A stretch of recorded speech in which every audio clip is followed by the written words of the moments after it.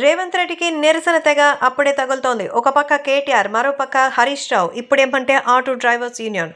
ఎందుకంటే ఇప్పుడు జరుగుతున్నటువంటి ఈ విషయం వల్ల మరి ఆయనకి ఏం చేసినా ఏదో ఒకటి మాత్రం చెప్పడం కామన్. కానీ వీటిని రేవంత్ ఎలా ఫేస్ చేస్తారు? అన్నీ తెలిసే సీఎం అయ్యారు. కాబట్టి ఊరికనే రాలేదు. ముఖ్యమంత్రి పదవి. దానికోసం ఎంతో కష్టపడ్డారు. మరి ఇంకెంతో శ్రమ చేశారు.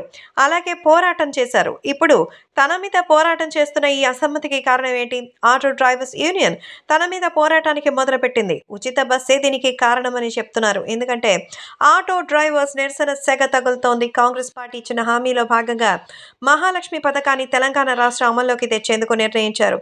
రేవంత్ రెడ్డి రాష్ట్ర వ్యాప్తంగా మహిళలకు బస్సుల్లో ఉచిత ప్రయాణ సౌకర్యాన్ని అందిస్తున్నారు. ఈ క్రమంలో ఆటోలకి ఊహించిన విధంగా గిరాకీ తగ్గింది. దీంతో ఈ పథకం ప్రారంభం నుంచి ఆటో వాళ్ళను దీనిపై వ్యతిరేకతను వ్యక్తం చేస్తున్నారు. మరి ఈ క్రమంలోనే వాళ్ళు రేవంత్ రెడ్డి ప్రభుత్వానికి అల్టిమేటం జారీ చేశారు. మహిళలంతా ఉచిత బస్సు ప్రయాణ సౌకర్యాన్ని ఉపయోగించుకుంటుండడంతో హైదరాబాద్లో మెట్రో రైల్స్తో పాటు ఆటోలకు గిరాకీ బాగా తగ్గిపోయింది. ఈ నేపథ్యంలో మహాలక్ష్మి పథకంపై భారతీయ మజూర్దార్ సంఘ నేతలు ఆగ్రహం వ్యక్తం చేస్తున్నారు. ఆటో డ్రైవర్స్కి ప్రభుత్వం అండగా ఉండకపోతే ఆందోళన కార్యక్రమాలను ఉధృతం చేస్తామని హెచ్చరించారు.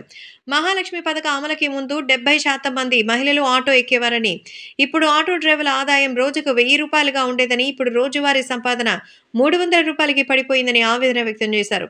ఈ పథకంతో తమ పొట్టగొడుతున్నారని పేర్కొన్న వారు తమకు ఉపాధి కల్పించాలని ప్రభుత్వాన్ని డిమాండ్ చేస్తున్నారు. ప్రభుత్వ అనుబంధ సంస్థలలో ఆటోల్ని పెట్టుకోవాలని కోరుతున్నారు. లేదంటే బస్సుల సంఖ్యను తగ్గించాలని ప్రభుత్వానికి అల్టిమేటం జారీ చేస్తున్నారు. గత ప్రభుత్వం కూడా రవాణా చట్టానికి తూట్లు పొడిచి ఓలా, ఊబర్ క్యాబ్ సేవలను అందుబాటులోకి తెచ్చిందని, ప్రస్తుత ప్రభుత్వం కూడా మహాలక్ష్మి పథకంతో తమ జీవనోపాధికి గండి కొడుతుందని వారు ఆరోపిస్తున్నారు. ఇప్పటికైనా రవాణా శాఖ మంత్రి పొన్నం ప్రభాకర్ తమ సమస్యలను పరిష్కరించకపోతే ఈ నెల 18వ తేదీ నుంచి 22వ తేదీ వరకు ధర్నాలు, నిరసన కార్యక్రమాలు చేపడతామని, చలో హైదరాబాద్ నిర్వహిస్తామని, ప్రజాభవన్ని ముట్టడిస్తామని హెచ్చరించారు. 8 లక్షల ఆటో డ్రైవర్స్ భవిష్యత్తు అంధకారంలో ఉందని సీఎం రేవంత్ రెడ్డి విషయంపై స్పందించాలని డిమాండ్ చేస్తున్నారు. మరి ఈ విషయంలో ఎలాంటి విషయం జరుగుతుంది అనేది చూడాలి. కాబట్టి రాష్ట్ర వ్యాప్తంగా ఈ విషయాలు కూడా ఎంతగానో సంచలనంగా మారుతోంది. ఆర్టీసీ బస్సుల్లో ఉక్కిరిబిక్కిరి అవడానికి వెళ్తున్నారు కానీ తమ ఆటోలు ఎక్కే పరిస్థితి లేదని వాళ్ళందరూ కూడా ఆందోళన వ్యక్తం చేస్తున్నారు.